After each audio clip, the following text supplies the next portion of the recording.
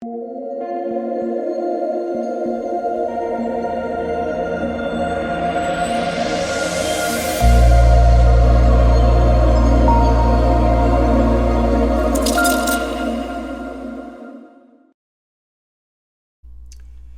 what is going on, guys? It's DK.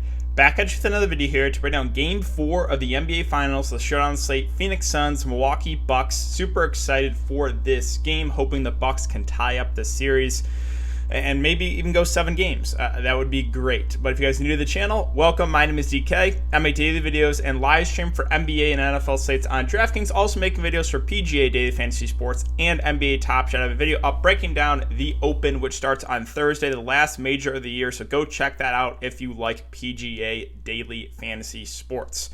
If you're unable to watch these videos, I also upload an Apple Podcast link down below. It is called the DKDFS Show.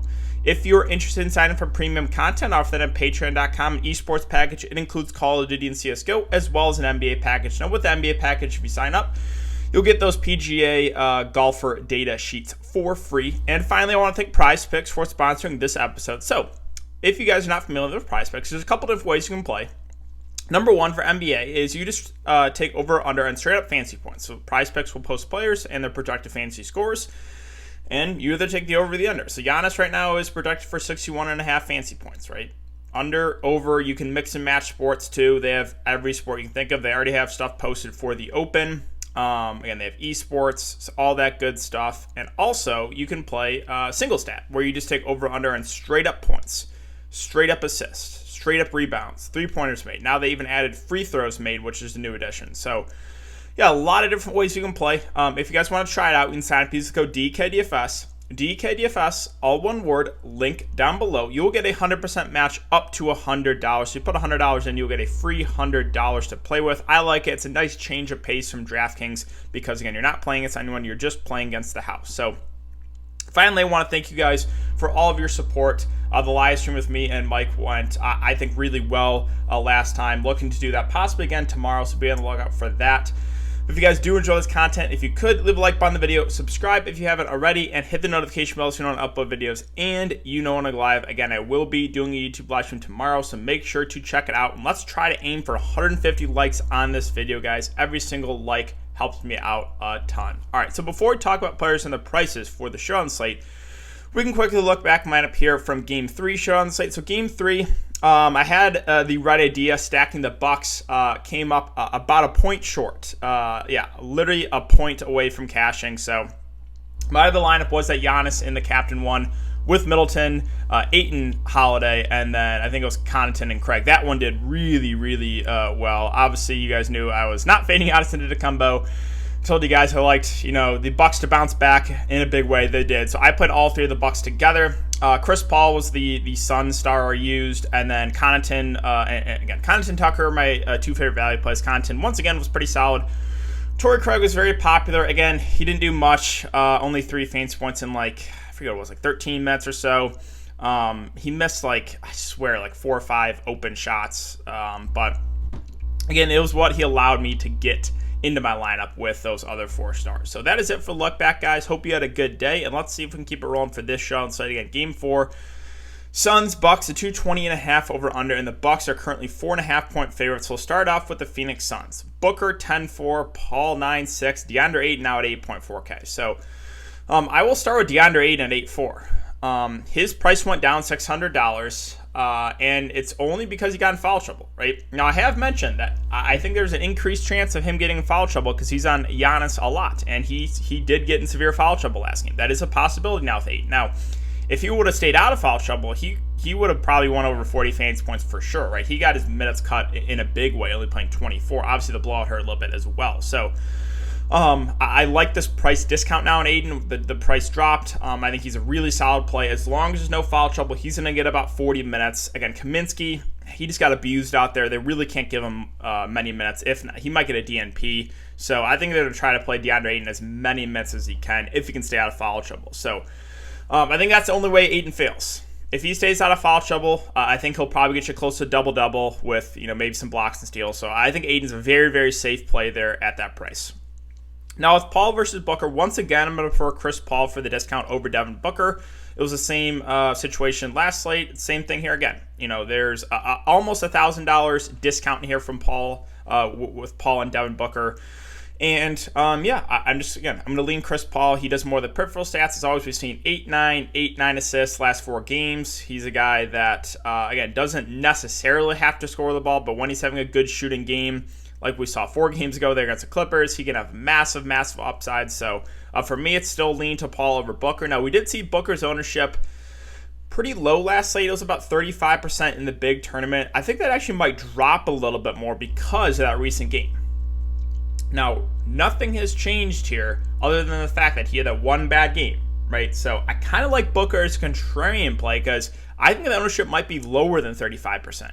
And just because he had a bad shooting game last game, that doesn't mean he's going to have a bad shooting game this game, right? We've seen 43 and 48 fantasy points from him the previous 2 games. So, try not to just look at that box score and see that most recent game. I know a lot of people do that, and that's why ownership, swings. But, Booker, I would say, is not an optimal play at this price. But I do kind of like him as a contrarian play because I think the ownership is going to be pretty low. Again, we saw low ownership last slate, and I think it might be a little bit lower for this one. All right, Bridges and Crowder. You guys knew I was not very high on Mikal Bridges after that big game. And he came back down to earth with a nice 9 fantasy points after the 40 bomb the previous game. Again, most of the time, he's going to hover probably around 20 fantasy points, give or take. So that 40 I talked about, hey, that was an outlier. Like, it seems like one in every 10 games, you can have that upside game where he gets really hot behind the 3-point land. But the price just doesn't make a ton of sense. It went up. So, sure, the minutes, probably 30 to 35. But I just have a hard time paying $7.6K for Mikal Bridges. So, nothing more than a contrarian play. Jay Crowder, you guys knew I preferred him to Mikal Bridges last slate. It went pretty well. If you want that way, 32 fantasy points in 33 minutes for Jay Crowder. He is cheaper than Bridges, so I do prefer Crowder once again to Bridges. However, the price jumped to 6.8 as opposed to 6K last slate, so he's kind of just fine, I guess. I don't love paying up for either of these Phoenix wings because we've seen the low floor, right? We've seen it with them.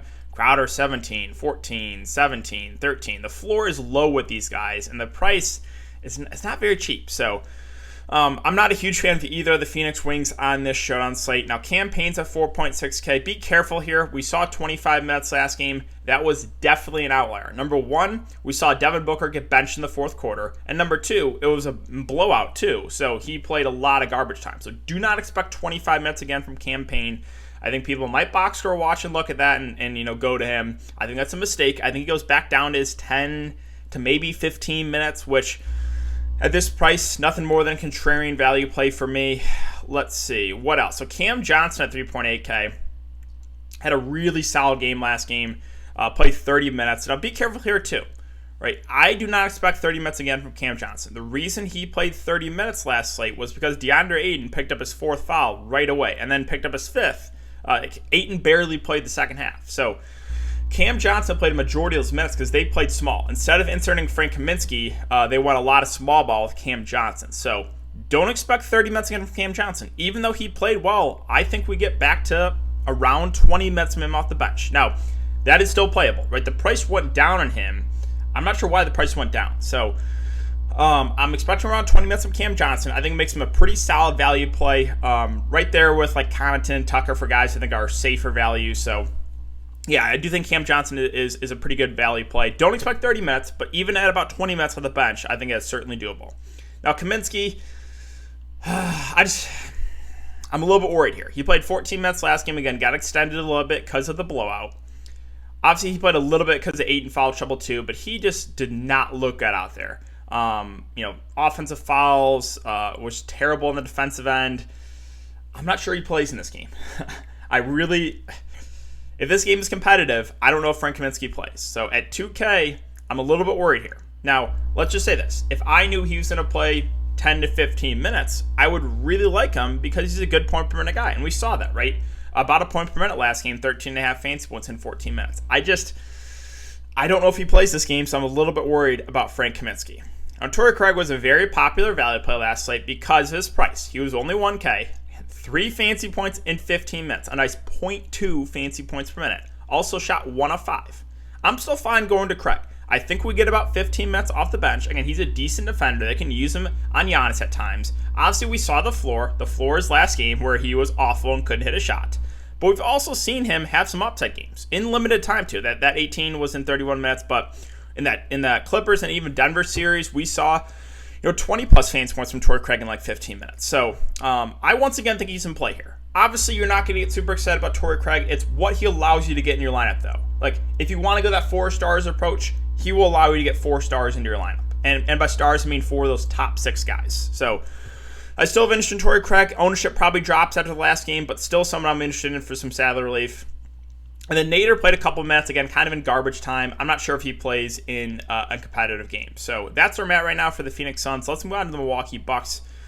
Giannis said to come about 12.2K. Same take again. I just have a hard time getting away from him. He looks phenomenal here. He is, again, superhuman. Doesn't really even look injured. He's gone for 71 and 69 fantasy points the last couple games. He's just been dominating in the post. Really like him again.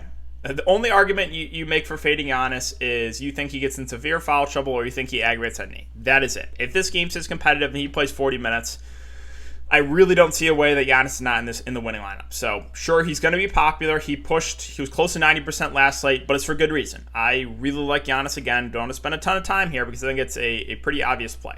Now, Middleton, Jrue Holiday, as I always say with these two, they're very up and down. Both played better last game, though. Middleton started off really strong, was looking good in my Middleton, the captain lineup, and then he basically was just did nothing the second half, which was a little bit tilting. Still finished with 38 fantasy points.